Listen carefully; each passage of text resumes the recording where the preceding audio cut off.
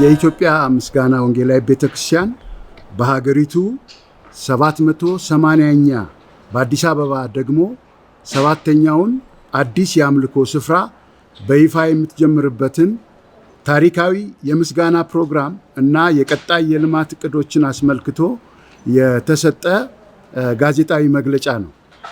የተሰጠበት ቀን ሰኔ 05 2018 ነው። የዛሬው ቀን የኢትዮጵያ ምስጋና ወንጌላዊት ቤተክርስቲያን ላለፉት 45 ዓመታት ከዛም በላይ በሚሆን በኢትዮጵያ ውስጥ በወንጌል አገልግሎት እንዲሁም በልማትና ማህበራዊ አገልግሎቶች ላይ በስፋት ስትሳተፍ የቆየችና ጥንታዊ ተጽዕኖ ፈጣሪ የእምነት ተቋም ናት። በተለይም በደርግ ጊዜ አንደርግራውንድ የጸሎት መጠለያ ሰዎች መጥተው የሚታነጹበት ጌታን የሚያመሰግኑበት ስፍራ ሆና አገልግላለች። ቤተ ክርስቲያናችን በአሁኑ ወቅት በሀገሪቱ ሁሉም ክልሎች ላይ በመገኘት ከ780 በላይ አጥቢያዎችን በመትከል የወንጌልን ብርሃን በማህበራዊ ፋይዳ ያላቸውን ስራዎች ተደራሽ እያደረገች ትገኛለች። ከዚህ ቀደም በተለይም በዋና ዋና የሀገሪቱ ከተሞች ላይ ለማምለኪያ፣ ለቢሮ፣ ለትምህርት ቤትና ለመሰል ማህበራዊ አገልግሎቶች የሚውሉ ዘመናዊ ህንፃዎችን በመገንባት የሀገርን ገጽታና የህዝብን ተጠቃሚነት ስታሳድግ መቆየቷ ይታወቃል። ለዚህም ለማሳያ የሚሆን በየሪጅኑ በየክልሉ ብዙ እየተሰራ ነው። ብዙ የማምለኪያ ስፍራ፣ ብዙ የማሰልጠኛ ስፍራ እየተሰራ ነው። ትምህርት ቤቶች እየተሰሩ ነው። ነገር ግን የዛሬ 3 ዓመት እንዲሁ በአዲስ አበባችን ቦሌ አራብሳ ለቤተ እምነቱ የዋና ጽሕፈት ቤትና አራብሳ አካባቢ ደግሞ ብዙ አጥቢያ ስለሌለ አጥቢያ በትልቁ ሰርታ አስመርቃ አሁን በስራ ላይ ይገኛል። ዛሬ የተሰበሰብንበት ይህ አዲሱ መሬት 10,000 ካሬ ሜትር አካባቢ ነው። ከወንዝ ማዶ ከወንዙ ወደዚህ 10,000 ከዛም በላይ የሚሆን ነው። ለወንዝ ልማትና እንዲሁ መንገዶች የያዘ ለልጆች ለወጣቶች መዝናኛ መሆን የሚችል ቀደም ሲል የዛሬ 10 ዓመት ከተሰጠን በኋላ ብዙ ተግዳሮት ገጥሞት ባጋጠሙን የተለያዩ ክርክሮች እንዲሁም ደግሞ ሌሎች ተግዳሮቶች በዛ ሁሉ አልፈን በህጋዊ መንገድ አሁን መሬቱን በይፋ ተረክበናል። እግዚአብሔር የተመሰገነ ይሁን እና ይህንንም አሳጥረን አሁን ጊዜያዊ የማምለኪያ አዳራሽ ሰርተናል። ይሄም በእሁድ የምስጋናና የጸሎት ጊዜ አድርገን በይፋ እንጀምራለን።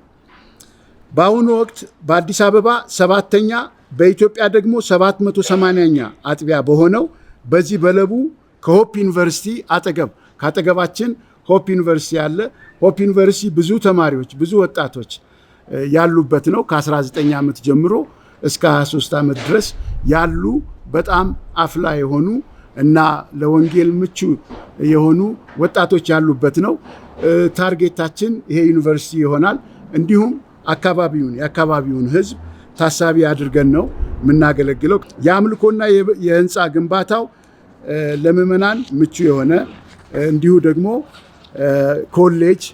ኮሌጅን የያዘ ቅድም እንደጠቀስኩት የአጭር ጊዜ ስልጠና እና የረጅም ጊዜ ስልጠና ቤተክርስቲያናችን በስልጠና ደረጃ እስከ 3,000 ተማሪዎችን አገልጋዮችን አሰልጥናለች። በመላ ኢትዮጵያ በሳተላይትና በኦንላይን ካምፓስ ላይ አዲስ አበባን ጨምሮ አዋሳ፣ ሻሸመኔ፣ ወሎ የተለያዩ ቦታዎች ስልጠና ሰጥተናል።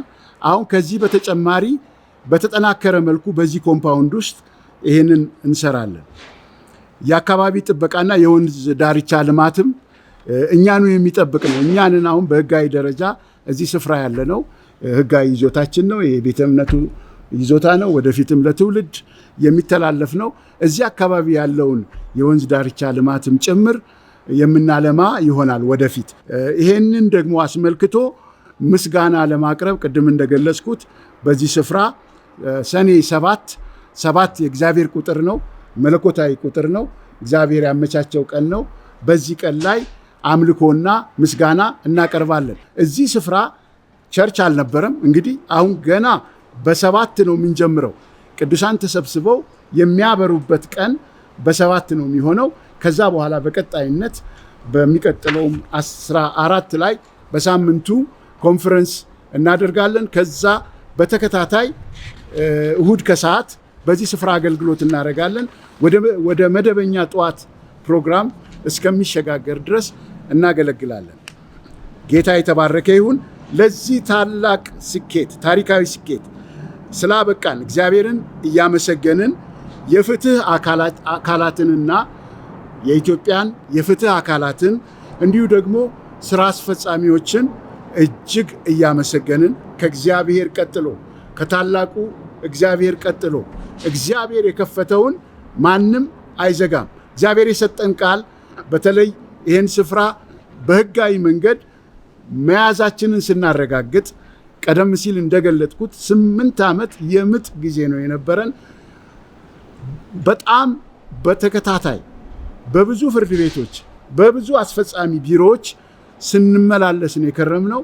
ይህን ሁሉ አልፈን ነው እዚህ የደረስነው። ያስቻለን እግዚአብሔር ነው እና እግዚአብሔር በመጨረሻ ይህን ስፍራ ተረክበን ማጠር ስንችል እኛም መብታችን ተከብሮ ማጠር ስንችል እዚህ መቆም እንኳን አንችልም ነበር። እንኳን ጋዜጣዊ መግለጫ ለመስጠት መተን ሻይ መጠጣት እንኳን አንችልም። ብዙ መዘርዘር አልፈልግም። በዚህ ስፍራ እኛ ይቅርታ ሰዎች ነን። ሰዎችን ሁሉ ይቅር እንላለን። በሰዎች ላይ ቂም አንይዝም። ለነሱ ነው የተጠራ ነው። ብርሃን ሆነን እንድናበራ እሱን አጉልቼ አልናገርም። ያለፍነው ብዙ ነው። ነገር ግን እግዚአብሔር ይህን ቦታ እንድንረግጠው፣ እንድናመልክ፣ ወንጌል እንድንሰብክ በፈቀደልን ጊዜ ባሰፋልን ጊዜ የሰጠን ቃል ይሄ ነው። ለፊላደልፊያ ቤተክርስቲያን የሰጠውን ቃል ነው የሰጠን። ኃይልህ ምንም ትንሽ ቢሆን በቃሌ ታምናሃልና የተከፈተ በር ሰጥቻለሁ፣ ማንም ሊዘጋው የማይችል። ጌታ የተባረከ ይሁን። እግዚአብሔር የከፈተውን የወንጌል በር ማንም መዝጋት አይችልም። ጌታ የተባረከ ይሁን።